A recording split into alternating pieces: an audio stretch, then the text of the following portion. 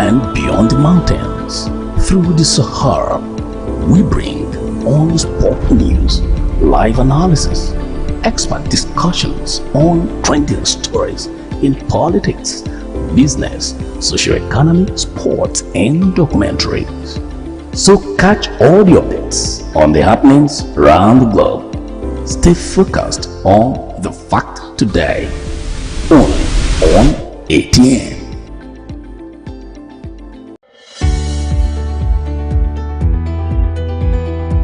People into the country illegally. That is amazing. Honorable You human trafficker. Honorable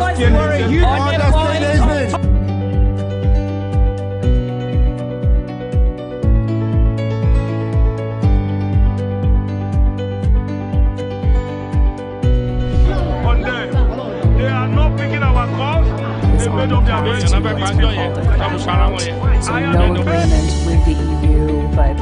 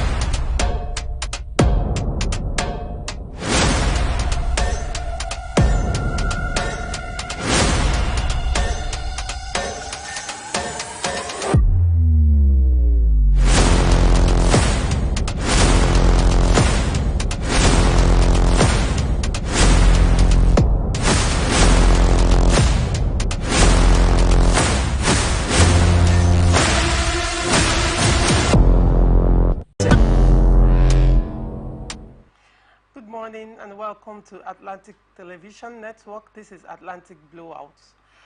Atlantic Blowout is a syndicated live program of the network featuring chit-chatting and conversation on special interest topics, news, events, and stories through correspondent reports, expert opinions, and stakeholder analysis.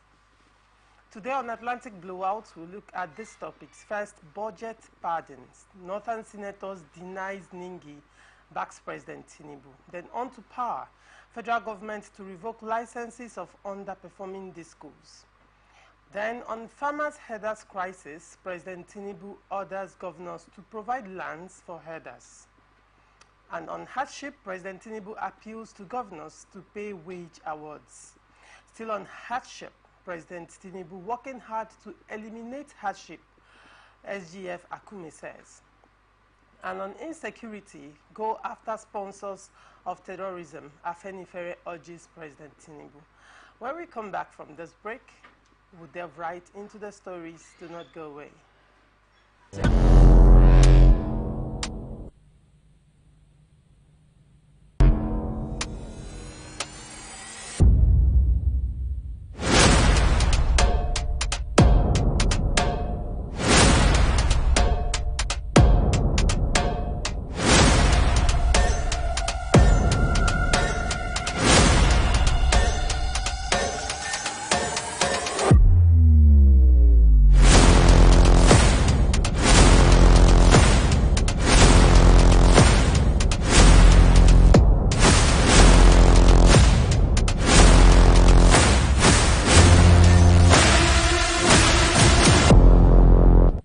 From the lines across the ocean to the land beyond the mountains, through the Sahara, we bring honest pop news, live analysis, expert discussions on trending stories in politics, business, socio-economy, sports, and documentaries.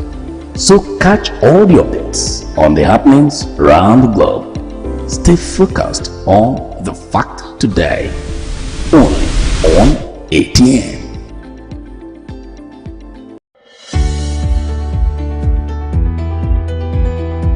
People into the country illegally. That is amazing. Honorable You human On the point of order.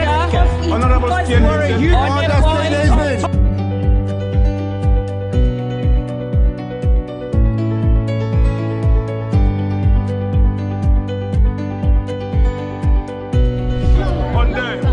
They are not picking our calls.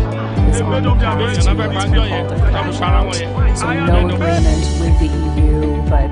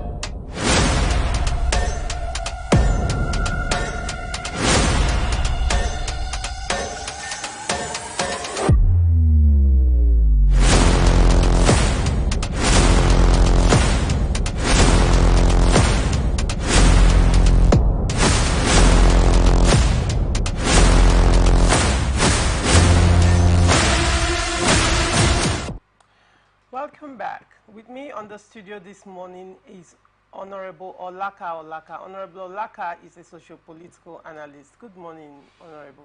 Good morning. And welcome to Blowout. Good morning. All right. On to the story. The Northern Senators Forum has disassociated itself from allegations of budget padding made by its chairman, Senator Abdul Ningi, in an interview he granted to BBC Hausa Service. In a statement by Senators Iyal Abbas, Adamawa, Ibrahim Bomoy, Yobe, Abdullahi Yaradua, and 4 others on behalf of the forum, they disassociated themselves from the claims made by the forum's chairman. The statement reads, "We, the undersigned, on behalf of the senators from the 19 northern states and the FCT under the aegis of Northern Senators Forum, hereby state that Senator Ahmed Abdul Ningi of the People's Democratic Party, PDP Bauchi Central, who also happens to be the chairman of our forum, was on his own in the claims he made on the BBC Hausa Service on 2024 budgets. As such, the view he expressed was his personal opinion, sentiment, and unfortunately skewed, incorrect, and misleading. There was never a time where we held a meeting and mandated Senator Ningi to address the press on the said matter. The budget was presented to the National Assembly during a joint session of the 2 chambers, Senate and House of Representatives, by President Bola Tinubu on November 29, 2023, in line with the requirements of the 1999 Constitution of the Federal Republic of Nigeria.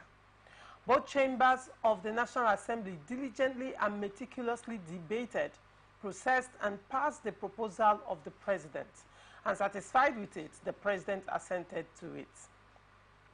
It is clear that Mr. President presented a budget of 27.5 trillion naira to the National Assembly, and the Assembly passed a budget of 28.7 trillion naira based on the need to make increases or decreases in the appropriations of the various MDAs, which is in tandem with the legislative powers of the National Assembly in order to address critical projects and services across sectors. Therefore, the statement made by Senator Ningi that the 2024 budget presented to the National Assembly by Mr. President was the sum of 25 trillion naira was not correct, and that should not be taken as a position of the Northern Senators Forum. To the best of our knowledge, there was no budget padding whatsoever that was done to the 2024 budget. The assertion by Senator Ningi that certain things were done to the bill is his personal opinion.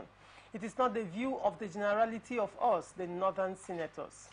Hence, we strongly and collectively dissociate ourselves from his action, which was grossly unparliamentary. Honorable Olaka. Now, Nigeria has a history of budget padding.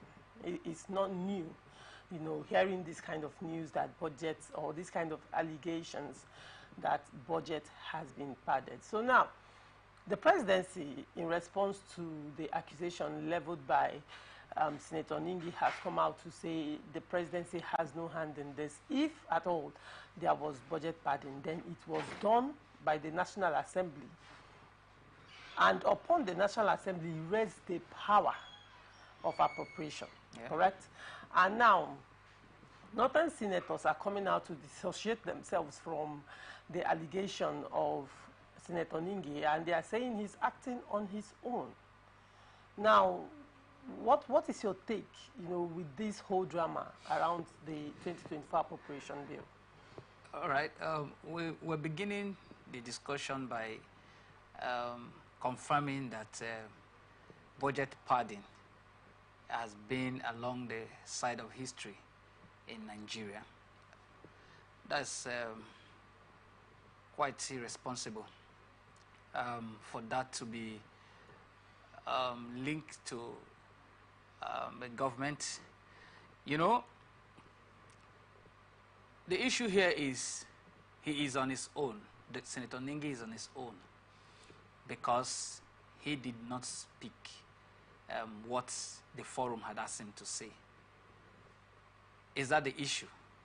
Or what he has said is a fact. The presidency had already distanced itself and then shifted it back to the National Assembly. Of course, part of our history, outside budget padding being part of our history here, denial and the blame game stuff is also part of what the people in government have been known for these days, where government A would say it is government B. Government B will come and say it's government C. But however, I haven't said that.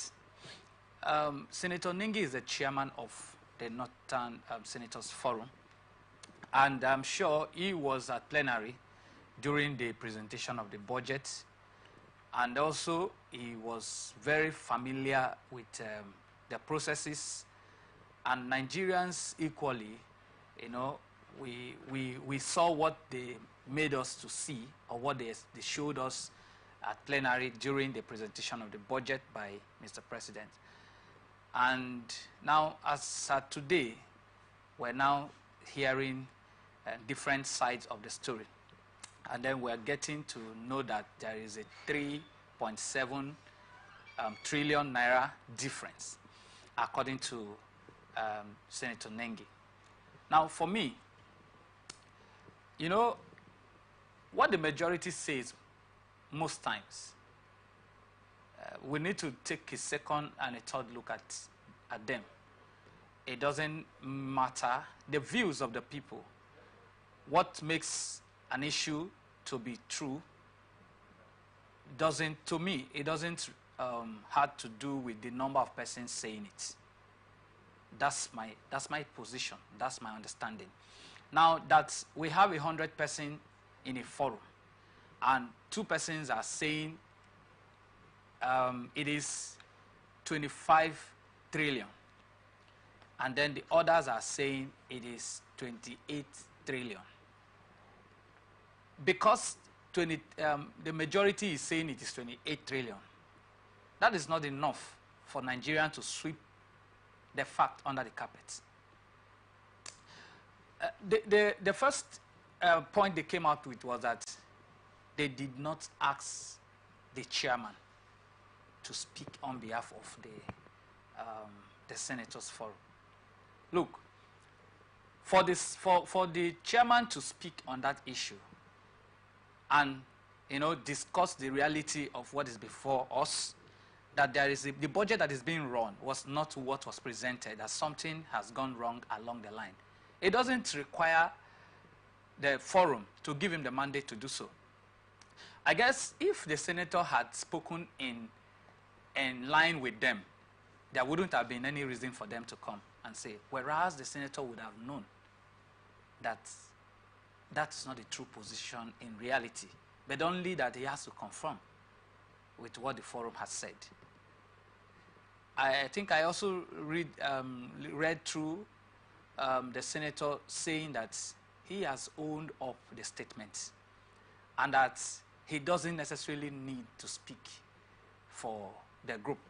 Now, because he is a senator and also the chairman of the forum, not Senators Forum, that doesn't take away his right to speak as an individual. Now, the thing, Honorable Olaka, yes, is one of the northern senators, Senator Sunday Karimi, has also granted an interview to one of the leading newspapers, and he made it clear that the northern senators are actually aware of this, and they decided to go and meet the Senate president, which they did.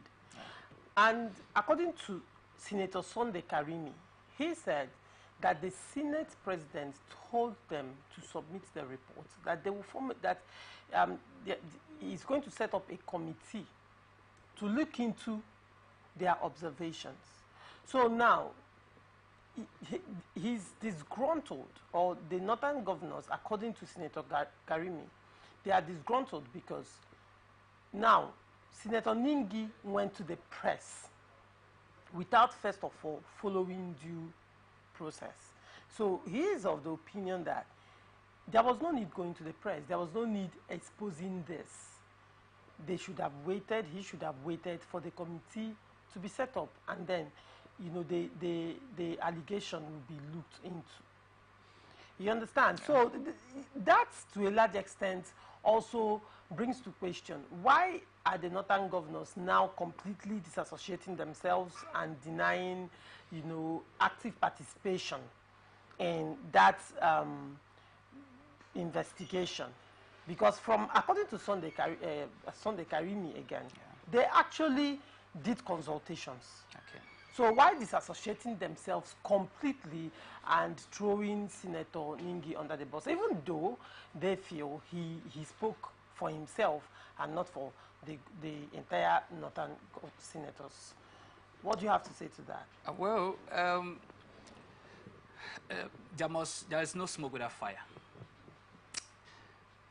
The man who is guilty many times would fidget for nothing, would start sweating under the feet, and if everything were to be very normal and there's nothing hidden, the northern senators won't begin to make statements as if they are preempting the committee. They have accused the chairman of the forum, Senator Nengi, of addressing press, and they are also now carrying out the same thing, because by their reaction, it means that something is also wrong. They would have actually also waited until the committee comes up. Now, the Senate president, who had been met and has promised the issue of committee doing the investigation, where was the Senate president in all of this? And what has been his role in all of this? Is it that he was not? Look, the truth is that corruption has become like a sore name to some of the people who had found their way into power. And so, even when you are aware that the things have not been properly done, you want to merely conform because you are part of the system. You agree with me that Senator Nengi has said he is not afraid of suspension. He's insisting. Now, this goes to say that it is beyond him granting a press statement and all of that. He knows the implication. He is aware that the moment he goes out of the arrangement, there is an arrangement, so to say. And that's why he is now bringing up the issue of suspension, and that he is not afraid of being suspended. Now, why suspension? Someone would have made an attempt to either blackmail him, someone would have either made an attempt to threaten him, or he's feeling that the truth might be changed. And at the end of the day, and yes, if the blackmail could come, threats could come, the committee could come up with something different, and then because the large majority or the majority is on the other side of insisting on what they say is the true position as far as the budget is concerned, and then maybe probably they could find something to attach to the 3.7 trillion, which Nengi has said there is no allocation for such an amount, and then when they come out, they'll be in the first instance, padding is not by accident. Padding is an intentional act. It's a program that has been designed by people who want to aid corrupt practice and maybe make some extra money for themselves. And, you know, they have already, they knew that there's going to be, there could be a boomerang as a result of the padding. And so they were not unaware that somehow along the line, there could be some leakage. But then when you look at it critically, Senator Ningi that is coming up now to talk about this, you know, the question will be, he was part of the Senate that sat for the appropriation bill and all that.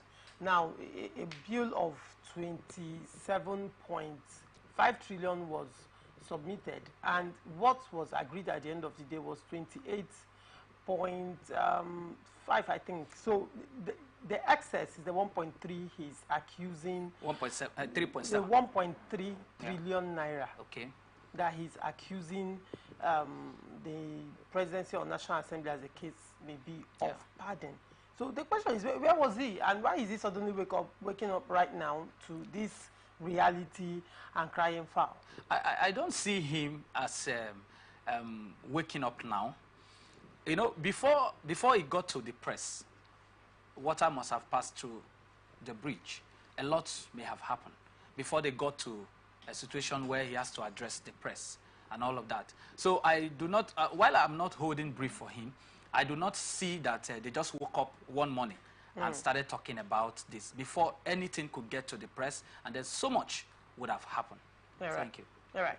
With me on the show again is Barrister Forgiving Amakri. Barrister Forgiving Amakri is a legal practitioner, and also he is a socio-political analyst. Good morning, Barrister Forgiving. Good morning. Good morning for having me here once again. All right. What do you have to say to this issue of budget padding? Well, when this issue came up, we are in an era of technology where things are recorded online.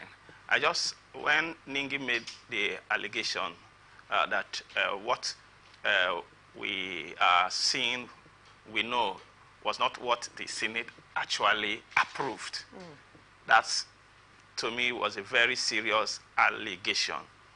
And I had to go online and make a research of what Senate actually approved. And I discovered that the presidency in the budget of Renewed Hope for 2024 made a proposal of 27.5 trillion naira. And that's what it presented to the National Assembly. The National Assembly, in their wisdom, taking cognizance of the variations that may occur, changes that may occur, and to take care of possible increase and inflation, decided to approve the sum of 28.77 trillion naira. And that is what was approved. But what Ningi told us, what was proposed was even 25 trillion instead of 27.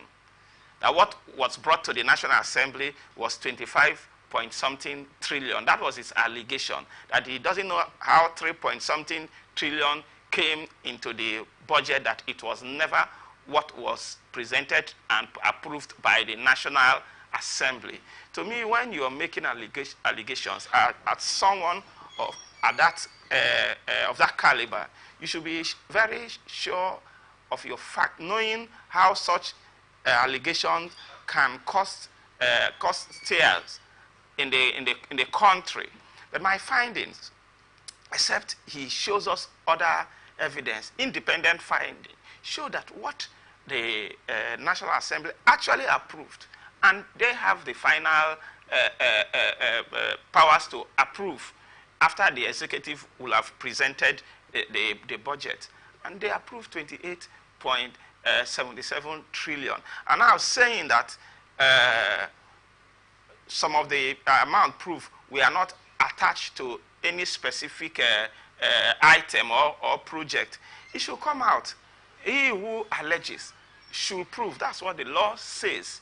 Let him come out and give us vivid explanation on how these things are not attached to any specific item or heading in the budget. You don't just make a mere allegation, a vague allegation, without buttressing your point. And it's not the only person in the National Assembly. Why is it that nobody has corroborated up till now? I'm not aware of any National Assembly member corroborating his assertion. Rather, his colleagues in the Northern Senators Forum have dissociated themselves from his allegation that they are not part of it, and what he's saying does not represent the truth. My advice and take that we shouldn't unnecessarily throw the nation into undue crisis, knowing that we are in a very precarious situation as at now in the country, and any little a thing that happens could trigger a crisis that may not be may not be controlled. So a person of his status and standard should be more careful before coming out to the open to make allegations such as this. Well, fingers crossed, we are following the story closely and will bring updates as the news breaks. On to the next story. The federal government on Monday issued marching orders to its agencies regulating the power sector, directing the Nigerian Electricity Regulatory Commission, NEC, to withdraw licenses of non-performing electricity distribution companies. The government accused the DISCOs of not doing enough to improve supply despite the availability of power on the national grid. The Minister of Power, Chief Adebayo Adelabu, who stated this during a meeting with the head of the agencies in Abuja, said the distribution segment remains the weakest link in the electricity supply chain. Chief Adelabu stressed that the NEC must look for creative ways of getting the DISCOs to improve supply, including the imposition of stiff sanctions on utilities which fail to pick their allocations and outright cancellation of licenses. He insisted that the franchise areas covered by the DISCOs were too large, adding that the government will pursue a restructuring that will create smaller DISCOs with companies restricted to one state each. He said, "Distribution is our weakest point and it is the closest to the consumers. If we don't get distribution rights to Nigerians, we are not doing anything. So efforts need to be put on this. In fact, we must intensify our efforts in ensuring that we address all issues relating to distribution. It is true that the distribution companies are in the hands of the private sector. We don't have direct control, but we need to compel them for performance. They must perform. If they do not perform, all our effort in generation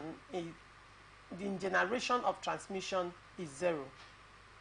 I've also had a meeting with the chairman of NEC on how we are going to address these performance issues of electricity distribution companies across the nation.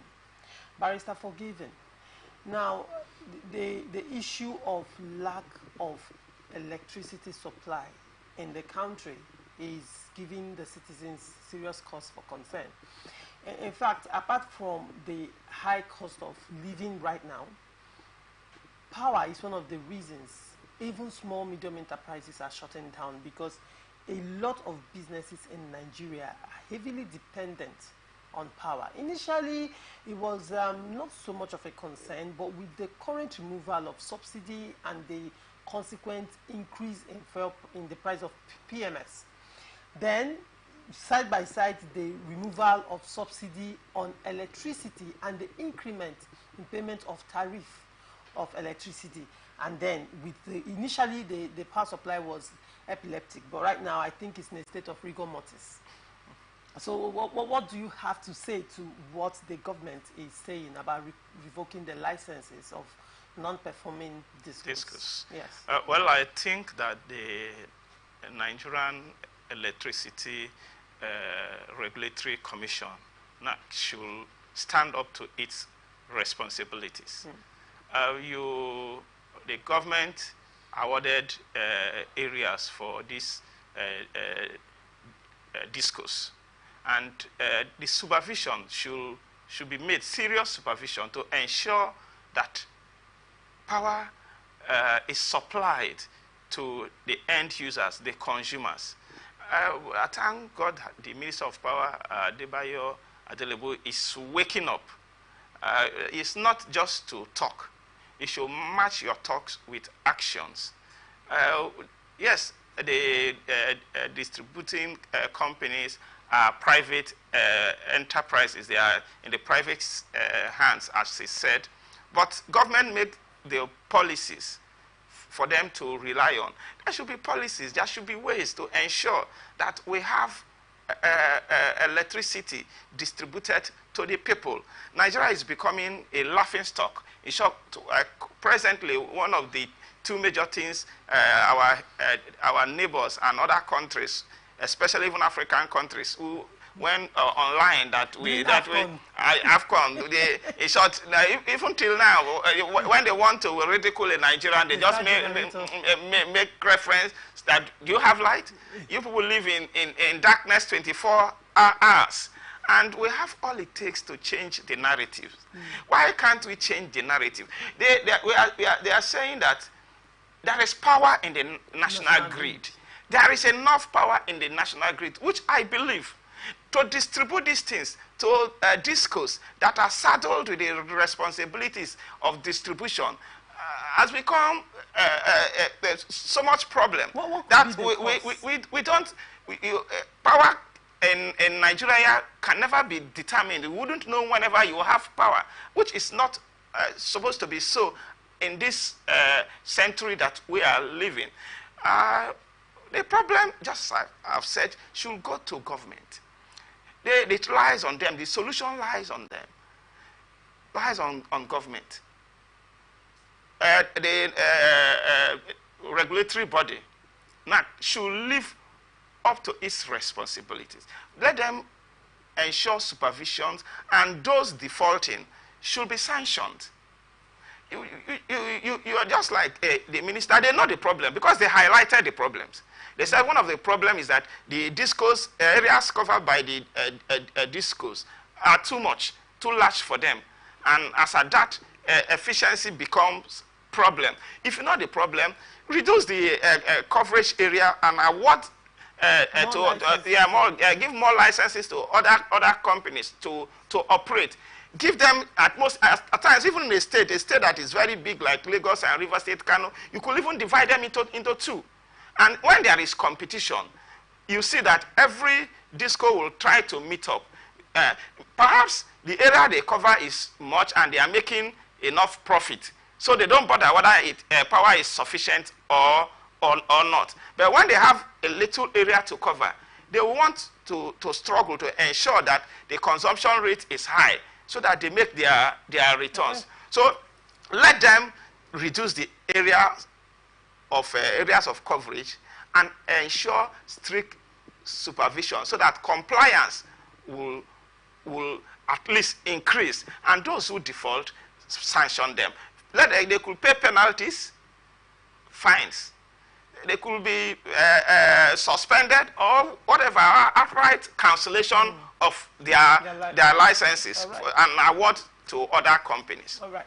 Now, Honorable Olaka, let's come from the angle of the consumers. You are also a consumer of power in Nigeria.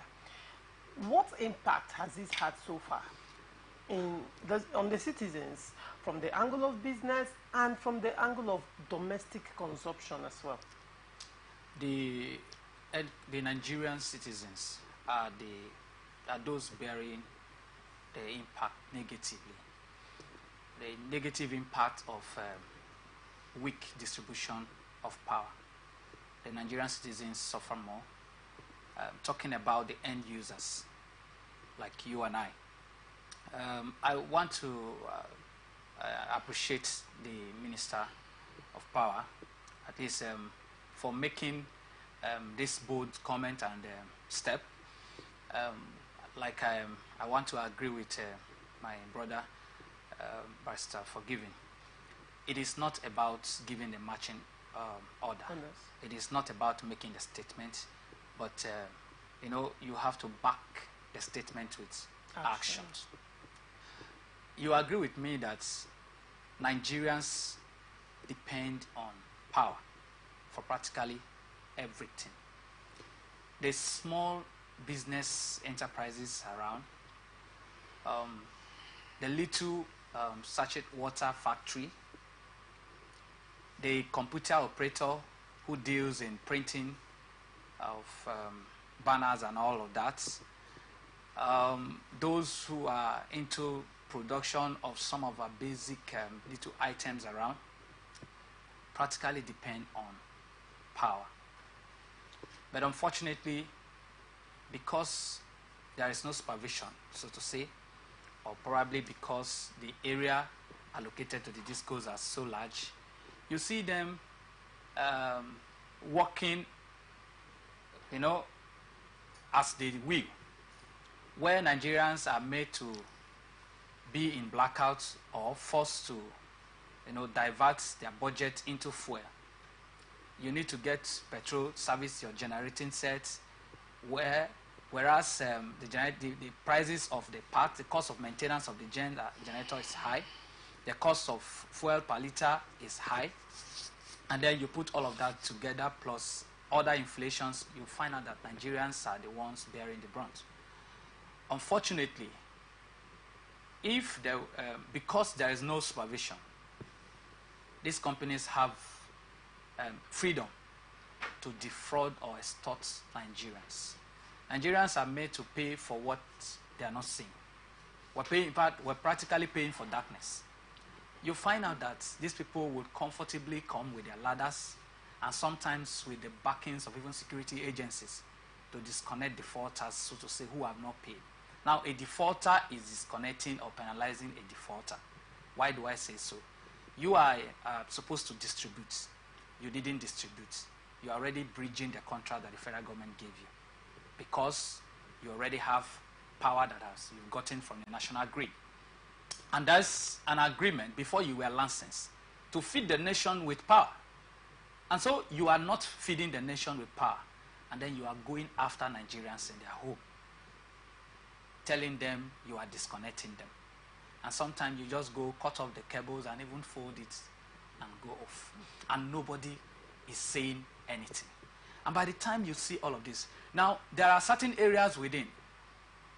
If there is proper supervision and follow-up, you will discover that there are areas that there are constant power supply.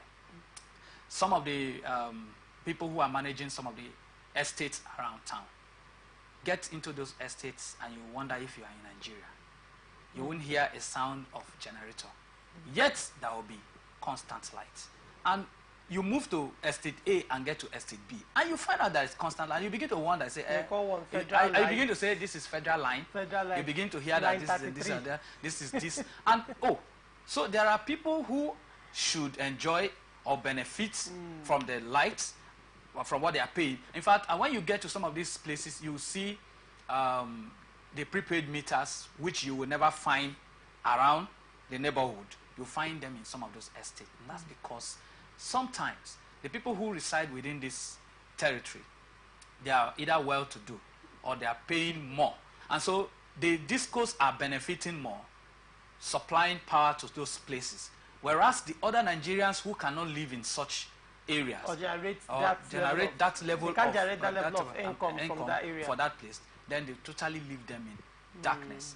And by the end of every month, just immediately after 15th of every month, you see them carrying ladder. So they will give light for a day.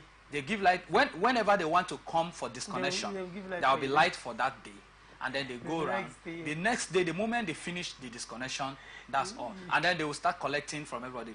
Do you have how much do you have? Your bill is 10,000. Okay, if people have 8,000, bring. You have 5,000, bring, and they collect and all. So Nigerians are basically having a serious challenge. Right. I want to call on the minister, to match words with action. Okay. Thank you. All right, on to the next story. President Ahmed Bola Tinubu has called on the governors in the country to provide land for herders to graze on. Tinubu noted that if this is done, the frequent clashes between herders and farmers will be a thing of the past and put a stop to frequent loss of lives and farm produce. The president, while speaking at the flag-off of the Agricultural Mechanization Revolution for Food Security and commissioning of the remodeled domestic terminal of the Bola Ahmed Tinubu International Airport in Minna, Niger State, on Monday also called on all governors to fight collectively to banish hunger from the land. You must care for our people, reorient our farming population, including livestock program.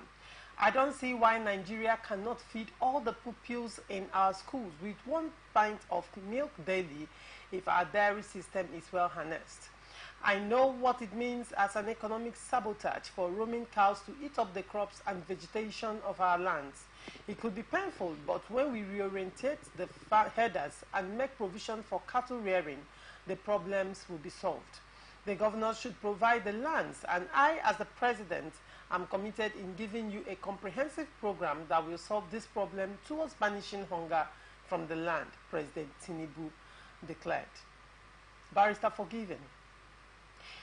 In line of the constant clash between farmers and herders, do you think that telling or mandating the governors to provide lands for herders at this point is a welcome development? I know there is a grazing bill on ground, but do you think it's a welcome development? Yeah, I think and believe that it is a welcome development. No, we've lost lives unnecessarily due to clashes between herders and farmers. And because they constantly encroach and destroy crops of farmers. You know how painful it is that after cultivating your land and planting your crops, waiting and expecting for harvest, you just wake up one day and see that all of these have been destroyed by cows from these herders. The solution to me could be many, but providing ranches across the state, to me, will go a very large extent to solve these problems. I know that there are implications in maintaining ranches. There are implications, they cost. But the president has made a promise that if the governors produce the land, that he will provide programs that will be adequate enough to assist them in operating those ranches. So let the land be provided. I will enjoin the governors that we should prevent problems. That's what I tell people. You know, if we should prevent problems than rather trying to solve problems when they occur. We don't know the magnitude of these herders and farmers clashes, the extent it may get up to. Just recently, look at what is happening in our neighboring state here, Delta, where about 19 policemen are said to be missing. You know, when herders invaded farms at Ueli here, far this south, and the policemen were deployed to intervene. In course of the intervene, these policemen, 19 of them got missing. As at the day before yesterday that I read, that I followed up at last, they've recovered six decomposing bodies of policemen. This is down here in the south. So imagine what those up north, their Benue Plateau, and up there will be facing in the hands of these headsmen. Okay. So I am thinking that let us take precautionary measures by heeding to the plea of the president that lands should be provided. The other day, I said it, was it on air too, that the major problem we are having, or one of the major problems we are having in food security in Nigeria today, that we are having this food crisis, is because, amongst others, will be lack of land. That there are so many people who are willing to go into farming. And I know, even here in River State, I know many people who want to go into farming, but they don't have land.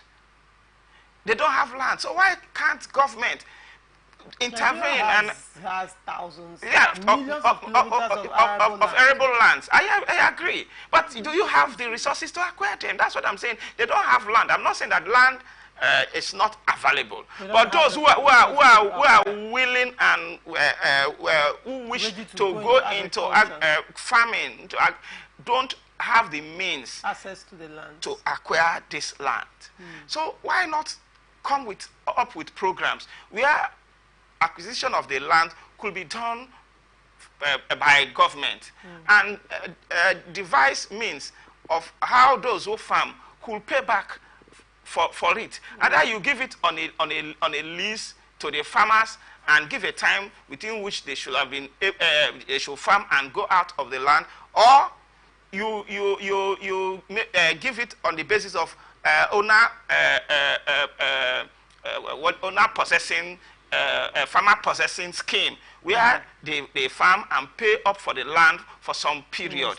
And this also could be done, could be applicable to the headers. Government should acquire this land and make out a means, either as a revenue generating thing for the government. You work out the scheme, and you see that you are not only making profit, you are also solving problems and preventing lives that will have been lost through such conflicts between herders and farmers. Okay. Honorable Olaka, what is your take on this? Okay. The president is in line, calling on the state governors to, step in. The Nigerian people, many times we rather go for, just wait for the problem and then try to solve and all of that. We need to be proactive. And I think that this call, this is not the first time though. Successive governments have made attempts talking about ranches and all of that. I know the fear of when you provide the ranch and then get them settled, the herders would now begin to try to take over the entire territory or become a threat to wherever the owners of the land or the community where there's such... Isn't that happening? Well, the fear.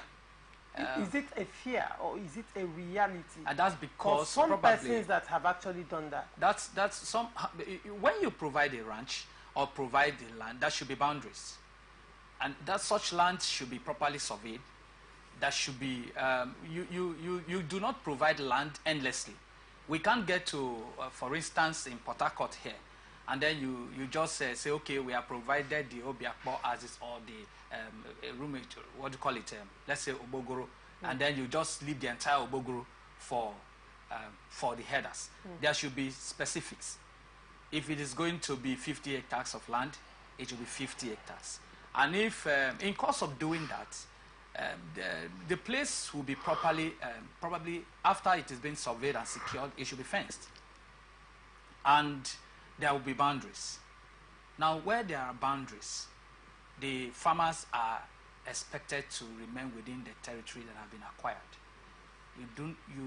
They are expected to operate within that jurisdiction, that area. Now, I would like to say that it is not the first time. That's where I was coming from. Okay. Now, for the governors to step in, it will go a long way, in reducing the clash, reducing the incessant entering of farm into where this cow go and destroy the crops and all that. And that's, of course, what brings about the clash. All right. When I have a farm and I am expecting to harvest, and all of a sudden it is being destroyed, I will react. Okay. Now, when I react, the man who owns, or the man who owns the header would now begin to feel threatened. I want to come and harm his own, and then he will react. Okay. What is outside doing that? The headers should be properly checked. Yes, there are people who are responsible for these headers, and they are Nigerians, and they are not above. Okay, let's come down to the bodies responsible for the headers, the Mieti Allah. Good. On Sunday, they made a call to Abia State government and Enugu State government, because the government of Abia State and Enugu State demolished their markets where they usually sell their cows, and they said that it has affected their members, also occasioned by the hardship in the country and all of that. So now they were also making calls that compensation be made to their members. But the highlight of that conversation, of that call they were making, they talked about criminal activities, that the market was actually demolished on account of criminal activities, insecurity, and the fact that it was discovered that they were hiding criminals among them. Now, the national chairman of Mieti Allah was saying that when they discover these criminals, they hand them over to the police. But then that is their word against the government. When I was going to school, I went to school in Gariki. As far back as 20 years ago, Abia State gave land to the headers. That portion of land on the highway, Port Harcourt Enugu Expressway, is called Gariki. Okay. then Enugu State also gave them their own as well. Usually these lands, wherever they are domiciled within Southeast, they usually call them Gariki area. And over the years, as I still plied through that route, I noticed that they had encroached. And sometimes they left. In fact, during the day, you see them with their cows marching into the city, causing traffic with hundreds of, and people will wait until the cows are done. The cows are the VIPs of the road. This is what is happening. Now, let's even come down to the Federal Capital Territory, where you see cows on highway. You see cows on the road to the airport. And these are sore sights. Even in Port Harcourt, you see cows. In fact, at some point, they were restricted. So when you drive at night, towards evening, at night, in the middle of the night, you see them on highway, on federal roads, in Port Harcourt. So how do you handle these things? Now, let's look at another challenge.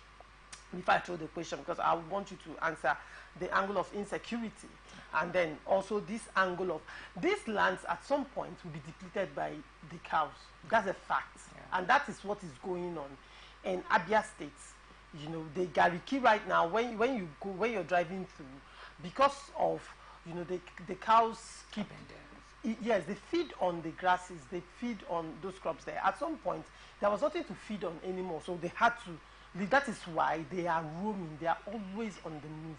Because when they deplete the vegetation in this place, they move on to the next vegetation, pending when it will replenish. So how do you control that? How do you let me start with you, Barrister Forgiven, before I come to Honorable Olaka. Well, the truth of the matter is that, like I said, there are implications of operating a ranch. The implication is that it will entail cost. Depletion of grasses, if they feed on grasses that are allowed to grow naturally, will come. But in advanced societies and climes, you see that they don't just rely on the grasses growing on its own. As they are operating on an area of the ranch, they are planting grasses in another area. Over time, when that area depletes, they come over to this other area. The byproduct of their physics and all that, because it serves as fertilizer to plant other grasses in that area. So it is the management. If it is operational in other countries, it should operate in Nigeria too. Let us learn from what other countries are doing and apply them. In doing that, you will see that encroaching into farm areas that are not within the vicinity of the areas that they will be confined, marked out for them, will not arise. Even if it will arise, it will be minimal. Secondly, we should also know that in marking out the area for the ranch, there will be consequences, natural consequences, and effect of an area marked out for ranch. Like business activities will on its own come up. People will come to live in the area. So it shouldn't just be the area to be marked out, shouldn't just be for where the cows will stay alone. It should be a community. Comprising of, now let me know. I tend to, it's a community, but I tend to because I see them. I know I will pass through that those areas too. What happens is that they mark out an area for them, and the people who will do business or with those areas marked out will come and be acquiring the places on their own from the land around the areas, and they are not living in those places for free. They rent from the owners of the place, and the community will just be growing on its own. You understand? And by the time you see people who are not supposed to even do businesses there, criminals and all that come around. But if these places are earmarked ab initio from the onset, when this ran that, look, this is where a school will be built to service this ranch. This is where market is going to be built, or build them, you understand? So that people live there, do businesses there, and pay for it. So they are already marked out and established. They are regulated. You understand? Most of those areas you call garrikis or areas, even in River State, if you go into Ahoda, just before Ahoda, you saw where it's not a ranch, but that's where the Northern Hausa community, as we call them, they live. And it was spreading. By the time you knew it, they were doing illegal fuel and all that business in that area. The herders are there, and a lot of things. And criminals took over the place, or they were part of the community. We are advocating, and it is through those people that you see that attacks come. What we are advocating and suggesting is that it should be regulated. It should be guided. There should be supervision, so that and the land should be massive enough. And in a state, it shouldn't just be at a particular place. Like, yeah, that's what I'm saying. It shouldn't just be at a particular place, because you may not have, let's say what, like, let me say, for instance, you have one at Ahoda. You could still have one, like, in Ogoni area. So, it depends on, it depends on the extent of the available land. You know that having a ranch that will, in most of those foreign countries, the ranches are private owned.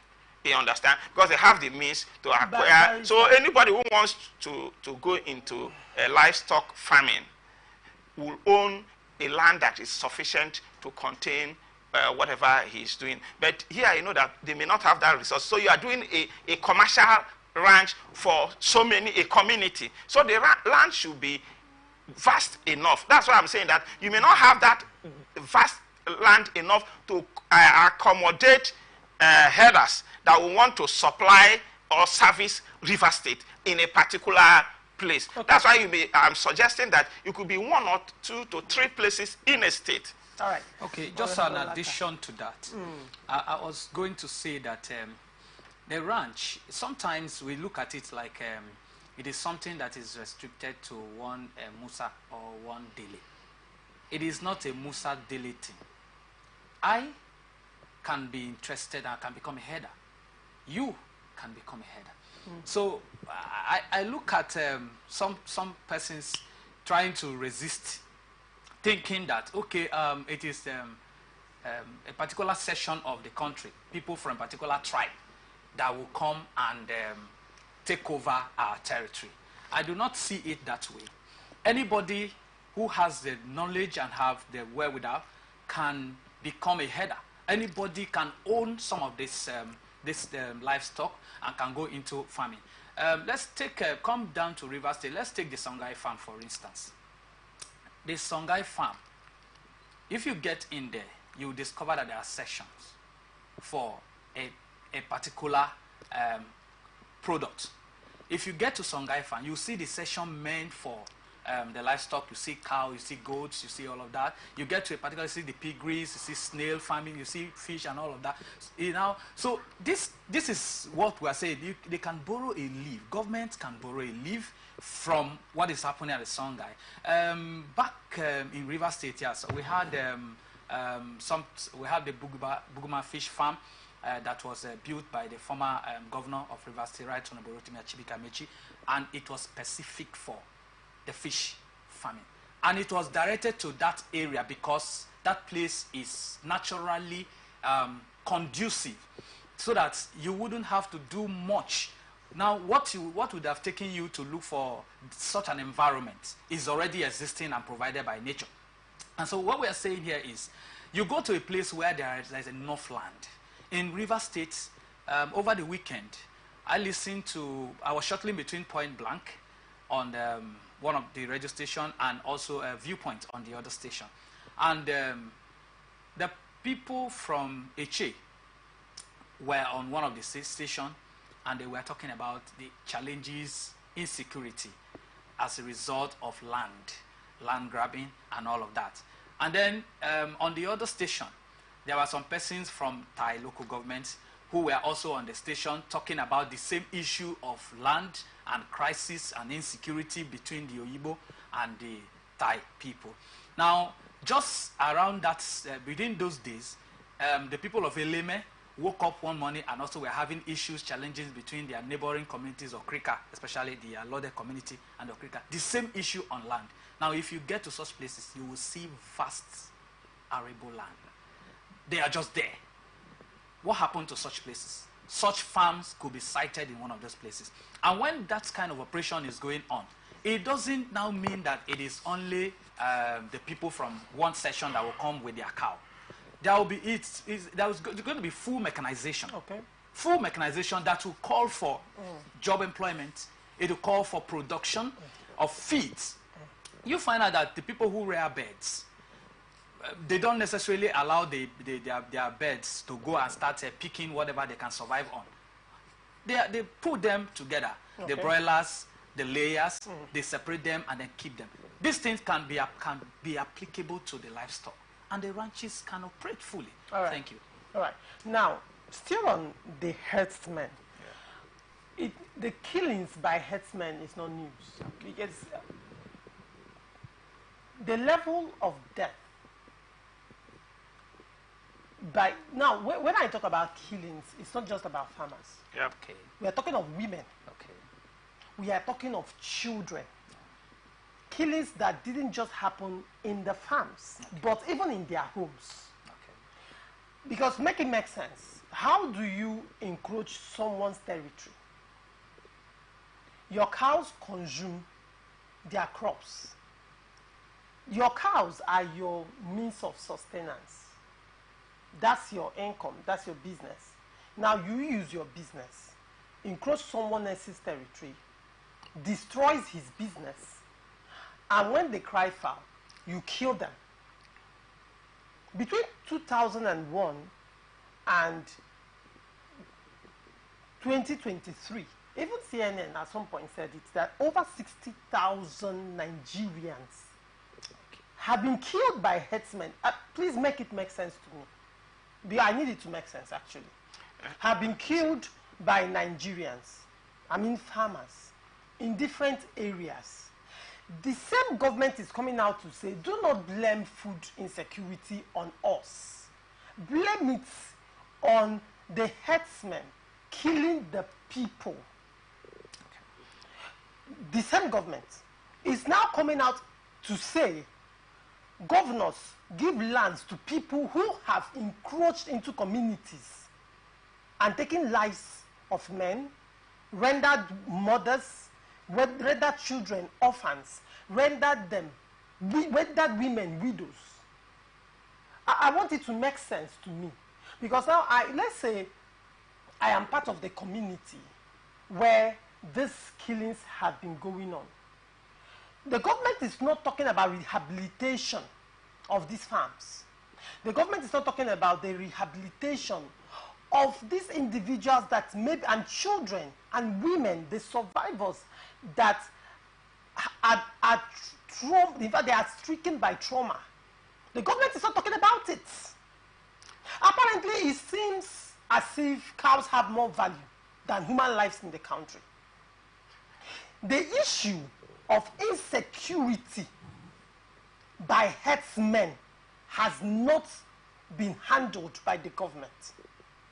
In fact, the government called them bandits and proscribed self-determination agitators terrorists. Meanwhile, the bandits have killed more persons than self-determination agitators. I'm not making a case for the self-determination agitators. Their crime is entirely different. But let's look at the nitty-gritty. Now, the same government that is saying allocate lands, the lands will be allocated within the people whose blood are still crying fresh on the ground. Do not forget, December How many persons were killed by Fulani herdsmen? You, Barrister, forgiven, said yourself that just recently, 19 policemen lost their lives to who? Not Boko Haram. Oh, yes, headers. Not Boko Haram. Not unknown gunmen. By headers. Encroaching on another person's land. Killing farmers. Killing community people. And police went to restore order. They killed policemen. And you're talking about regulating them. Making sure that they do not harm. When the persons that are to regulate them are being killed, when the headers themselves do not have respect for authority and for security agents. Please, I need it to make it because I feel this is a concern of a lot of Nigerians right now. Okay, are you now telling us?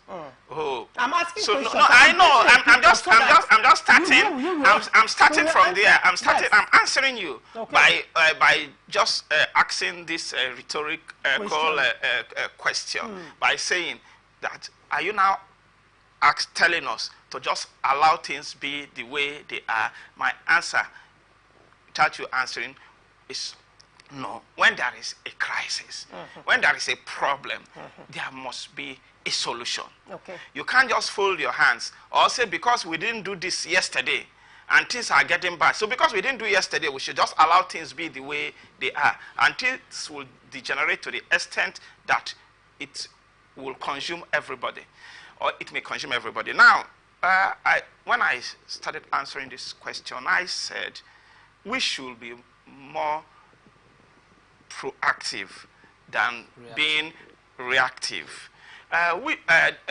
It is better we take precautionary measures than trying to solve problems.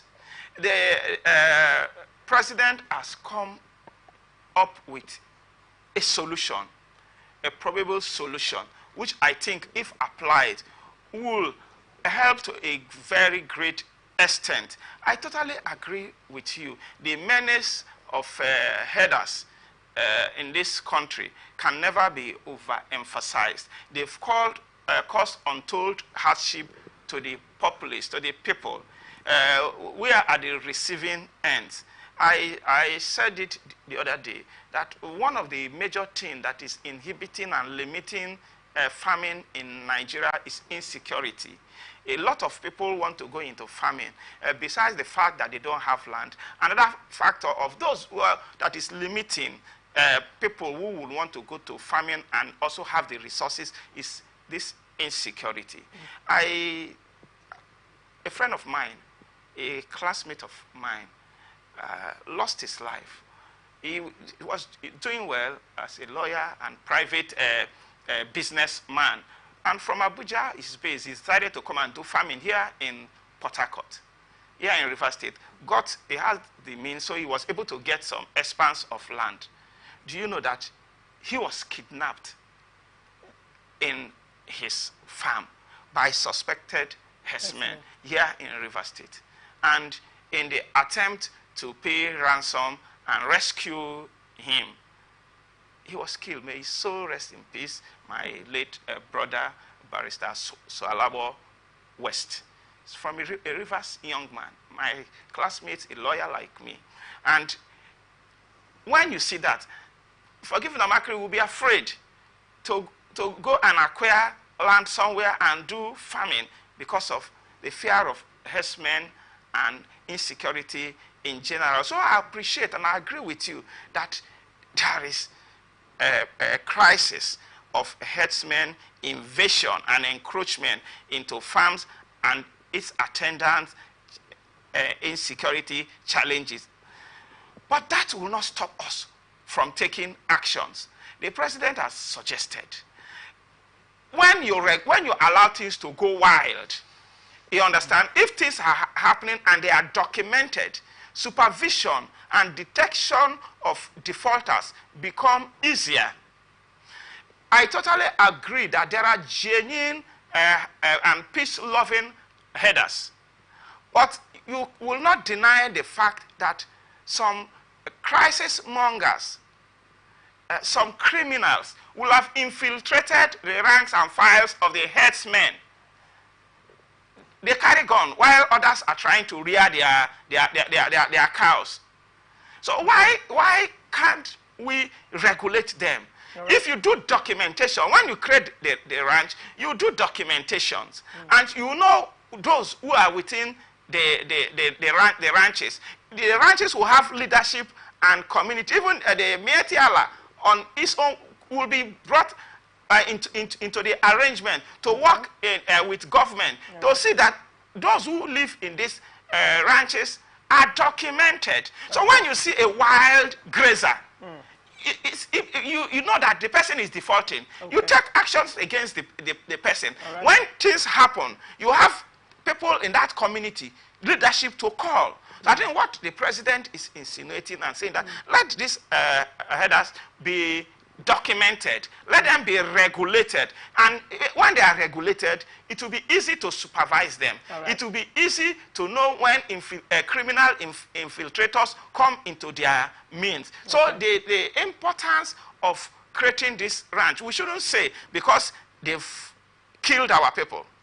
Then we should allow them to continue to go wildly in the society and continue to kill and maim our people, rape our women, and kill the children. Yeah. No, let them be regulated. Okay. One of the major importance of this ranches is that people will be counted and regulated. We will know when they deviate, they go outside where they are supposed to operate. So to me, it's a step that if taken, it may not totally eradicate the conflict, but it will reduce it to its barest minimum. So it's a welcome development. All right.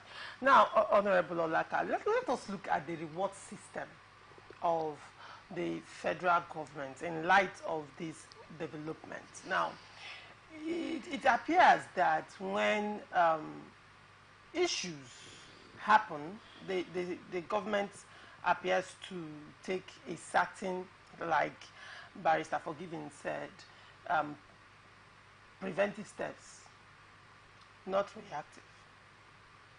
Now, we've had agitations and killings in the Niger Delta, and at some point there was amnesty. Amnesty was given to them. We've had issues over time when crises erupt and crimes are committed.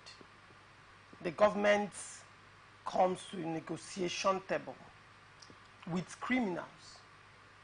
Now it's happening in the case of herdsmen, and the government is saying, give them land for peace to reign among communities that are already traumatized, states that are already traumatized by the activities of the herdsmen. Now, let us look at the confidence that people have in the government currently to be even able to allow the government to do that. How has the government dealt with insecurity over the years? There have been constant killings, unknown government. In fact, the killing by herdsmen, abduction by herdsmen appears to be higher than that of unknown government. Now, over the years, there have been series of unabated bloodbath by the herdsmen.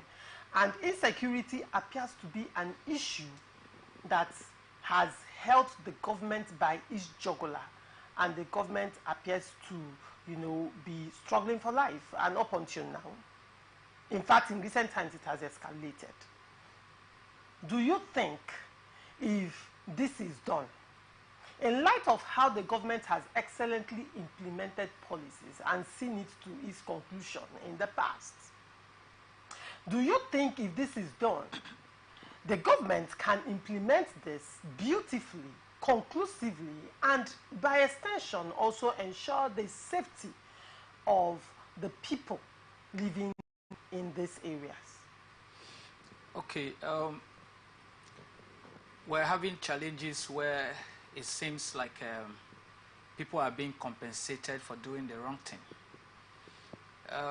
You take life, and along the line, there has to be something to be awarded to you to enable you to calm down. And so it means that someone tomorrow, if you have been calmed or settled, the other person would equally look for another set will now look for what to do so that perhaps governments will also call them to a round table. This is the fear now. However, killing and taking of life is criminal. And I want to, at this point, simply add my voice to say that government needs to live up to the responsibility, which is the protection of lives and properties of the citizenry. There shouldn't be any reason to bring in sentiment or nepotism or anything, because these people are either from so parts of the country or they are not.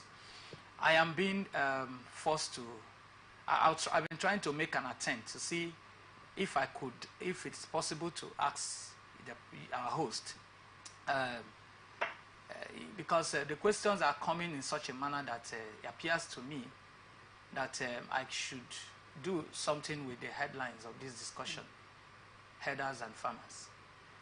Is there an insinuation that headers are people from this side of the country and farmers are people from this side of the country? Is that an insinuation that is coming? I have never mentioned any region of the country when I'm speaking. I have categorized it as headers. It could be from anywhere. Good. And so if that be the case, if what I'm insinuating is not the case, then lands should be provided. And if whoever is in a particular territory is not living in accordance with what that society is, such a person should not be allowed to operate or, function in that territory. How has the government controlled insecurity? When you have, when there was a riot,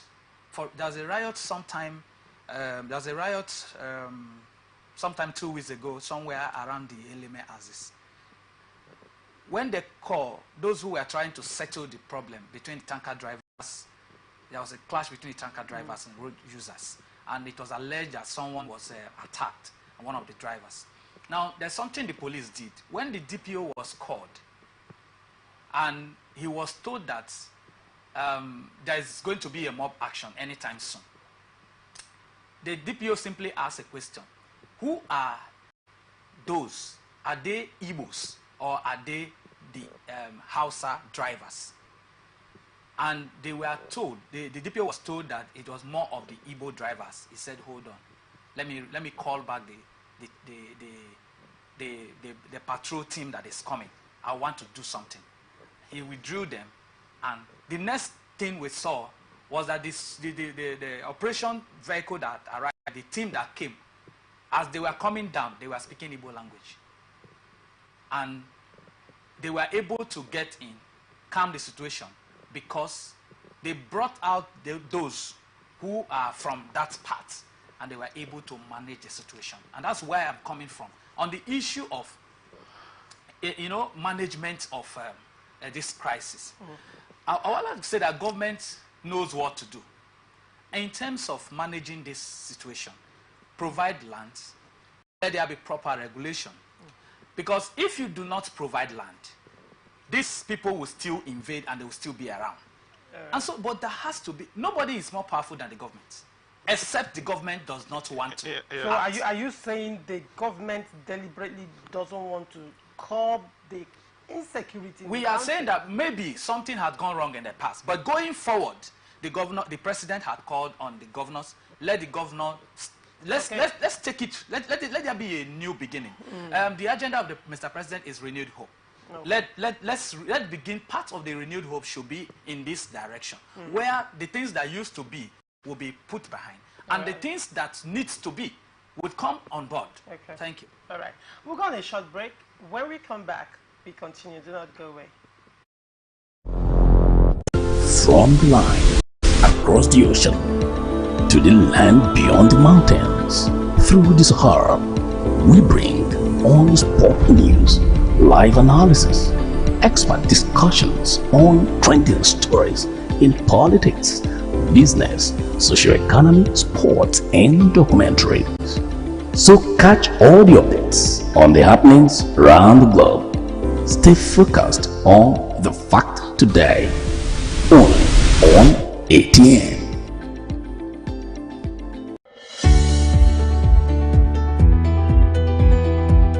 people into the country illegally. That is amazing. Honorable You human On the trafficker. point of order. Honorable You are a human On the point of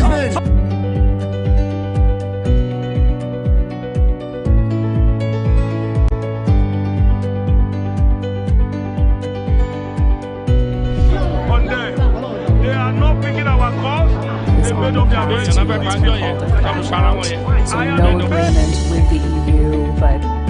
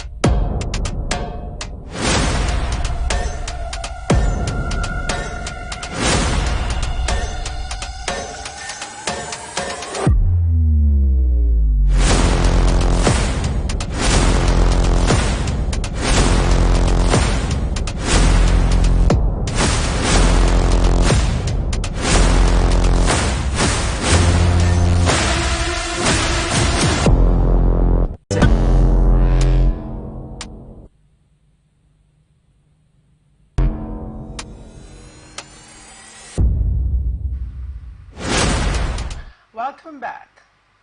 The Pan-Yoruba socio-political organization Afenifere on Monday urged President Bola Tinubu to ensure his administration goes after those sponsoring terrorism in the country, saying it will serve as a deterrent to criminals. Reacting to the recent kidnapping of school children in Kaduna and Sokoto states, Afenifere tasked the president not to leave room for excuses. Afenifere, in a statement by its publicity secretary and deputy national publicity secretary Mogaji Bogeya Adejumo and Prince Justice Faloye respectively, lamented that Nigeria is witnessing yet another ugly and ominous recrudescence of the repetitive, extremely evil chapter in its history. The statement reads, Kaduna witnessing yet another ugly and ominous recrudescence of the repetitive, extremely evil chapter in the human history of Nigerian state. Mr. President, your turn to be served. The recrudescence of this human tragedy is clear to the Afenifere as the daylight is distinct from the eventide. Since this democracy took off, this pattern remains constant, ever present. Create chaos, destabilize the government, embarrass the president, finally and disgrace the president out of office. No president since 1999 has escaped this scourge, coming with the political Sharia against Obasanjo, the Niger Delta violent political agitation of Obasanjo and Yaradua, and cleverly solved by the duo. The Boko Haram religio later turned political instrument to embarrass a sitting Southern Christian president, as it was with Jonathan, who was told to convert to Islam, followed by kidnapping extraordinaire of the Chibok girls type that finally shocked Jonathan out of office. The Abikus, coming once a regime and for repeated times from far back as the Zango Kataf crisis, came with land grabbing, human displacement, and subjugation of a people over another, often planned, aided, lauded, and prompted by those self-side as owners of Nigeria. They were terrorists. Buhari curiously preferred to call them bandits. Their acts as aggressors, killing farmers, destroying their produce, stealing indigenous people's lands, clearly marks them as terrorists.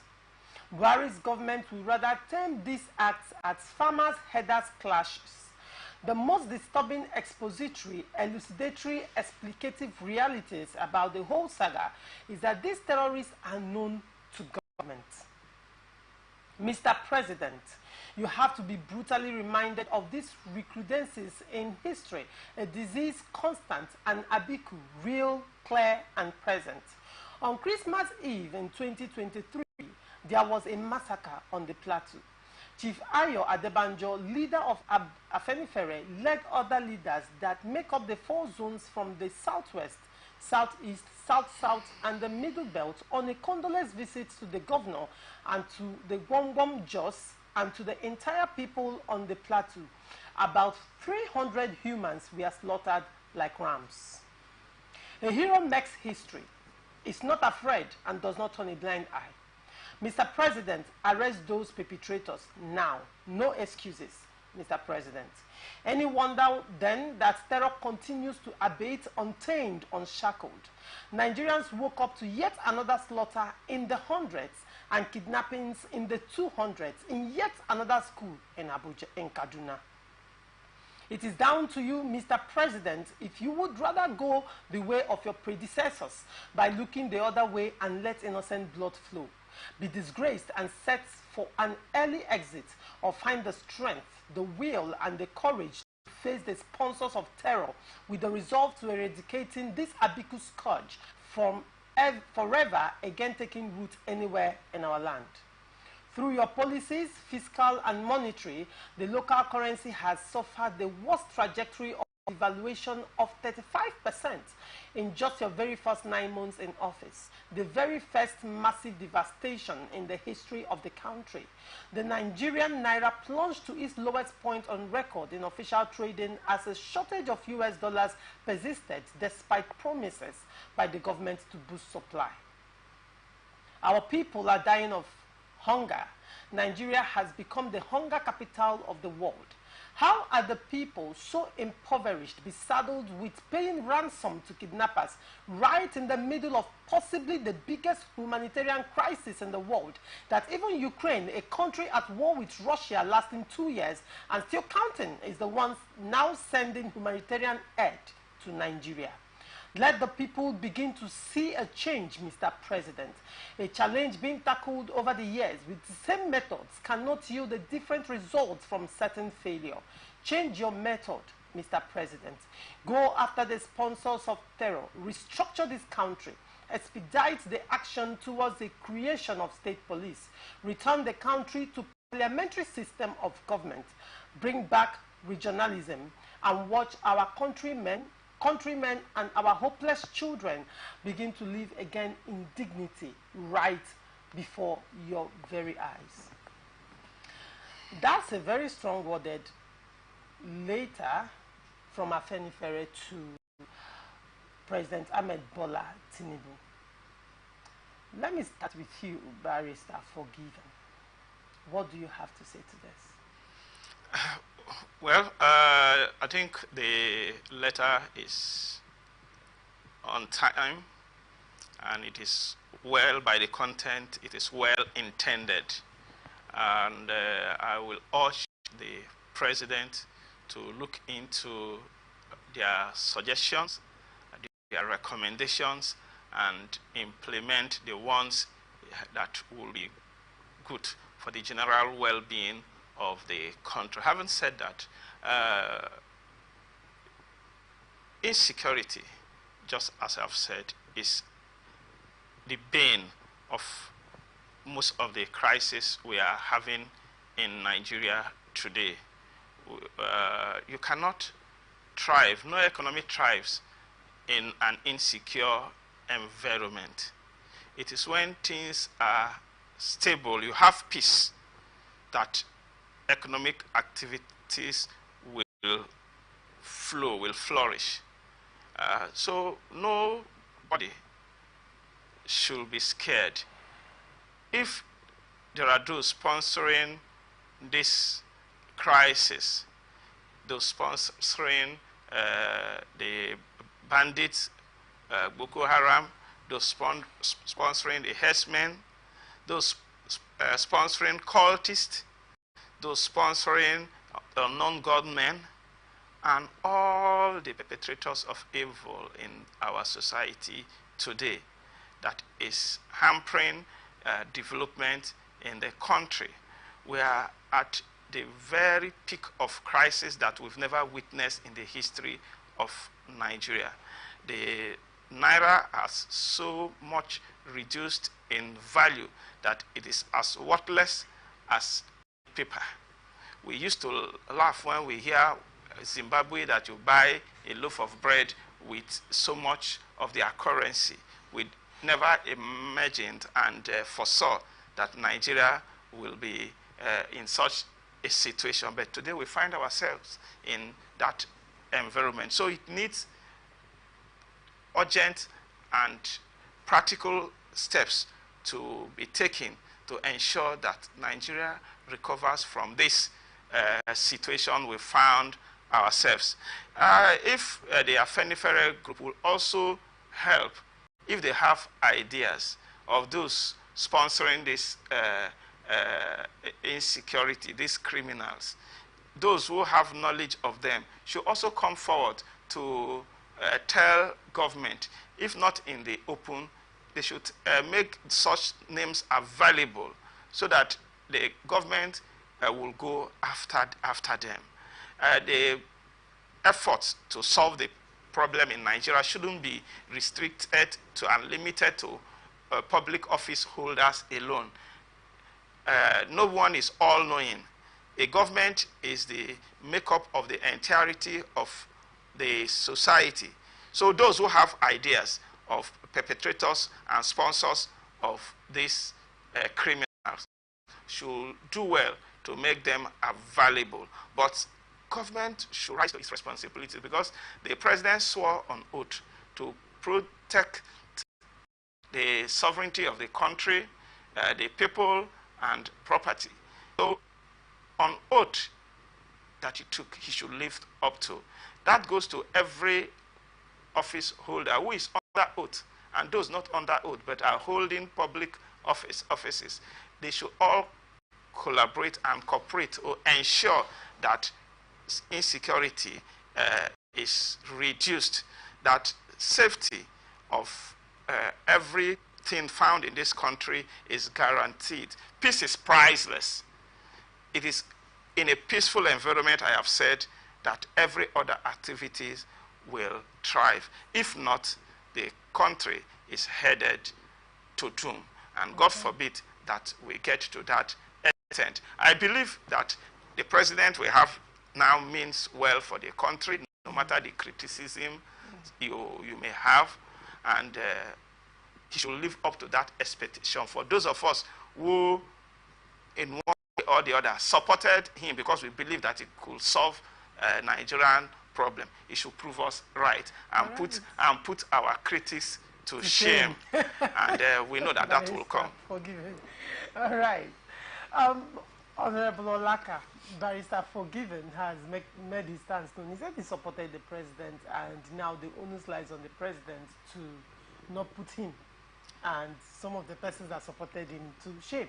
Now, Honorable Olaka, the government over time by certain stakeholders has been accused of not having the political will, just like previous governments, to fight insecurity because of powers that are behind this insecurity, or maybe sponsoring them from behind the curtains.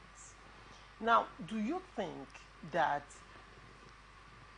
the Bola-led administration, the Bola Tinubu-led administration, will tow a different path from his predecessors? Do you think he will be able to bring insecurity to his knees in his administration? And are there indices, are there indications to that effect? I am among the Nigerians that are expecting Mr. President to disappoint us. Oh, wow. Yes, I'm among the Nigerians who didn't believe that Mr. President would do anything different. And so I am among those who are expecting him to do something different. So we will be disappointed. Now, what we mean is the Nigerian people have suffered a lot from insecurity. The Nigerian people have been killed, and a lot of the people who are involved in these killings, we haven't seen them being brought to book. We haven't seen their sponsors being brought to book. In fact, we are seeing them being rewarded through the back door. We're seeing some of the people who we know that are championing cultism, even in the Niger Delta.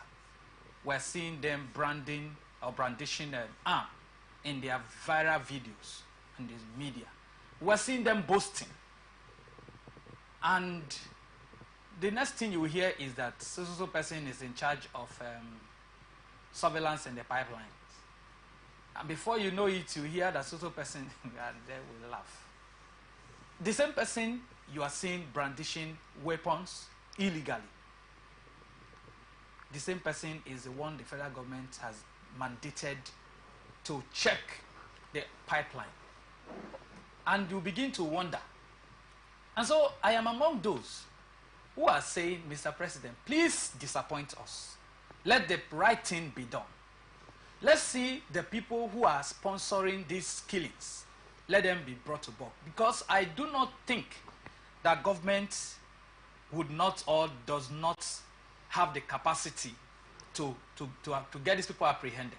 I do not think that the president or the governor or the governors, the senators, the CP, the IGP, and all the people in charge of governance, security, and saddled with the responsibility of protecting life and properties, I do not think that they lack what it takes to get these people down. A few days back, the Nigerian police in Rivers State had been able to prove to Rivers people that the man who was alleged to have killed CP Bako has been killed, and that his bodies were found somewhere. They went, when we were initially told that he was killed, Nigerians were asking, where is his body? and Nigerian police were forced to go back. And they brought something. As I watched the clip, I saw them trying to bring out one part of his arm and say, look at the tattoo. Look at his other picture. And look, they were put on hot seat to prove that indeed the person who was declared wanted by the state governor had been brought down in a gun battle in an attempt to get him arrested. We want the president, we want the organs of security in Nigeria to go after whoever has put the life of Nigerians on the line. And now, the biggest mockery that has befallen Nigerian government is in our own time to see a country that is at war bringing succor to Nigeria. Ukraine. Ha! Look, this is supposed to be one of the skit makers and those who are in the stand-up comedy session. They should make some dough out of that, where people who are at war would now be the people to bring succor to giants of Africa. I guess we are giants in poverty. I guess we are giants in insecurity. I guess we are giants in, putting the lives of the common people in the weakest parts of protection. I want to call on Mr. President to listen to Afanifere. And for one thing I must say before I leave, I want to give credit to the Afanifere. As against the norm of sitting to either distance or disassociate the president from all the happening and all that is going on, they are now coming up for once to speak the truth and call a spade and say, look, Mr. President, look him in the face and tell him that Nigerians are suffering and going through hell on earth. All right. Thank you. All right. Thank you so much. Thank you, Honorable Olaka, for coming on Blowout this morning. Thank you, Barrister, for giving Amakri for coming. Yeah, thank you for having me once again in your studio. It's always a pleasure. Thank you. And this is where we wrap it up on this episode of Atlantic Blowout. Stay connected on all our socials, Facebook and YouTube, Atlantic Television Network, Instagram and TikTok, Atlantic TV Network 1, Twitter, Atlantic TV Net. Watch us live on our website, www.atlanticnetwork.tv. Do not forget, peace and unity are the pathways to progress. Thank you for watching. I am Ogu Laurentia Choma. Open conversation comes up next. Don't go away.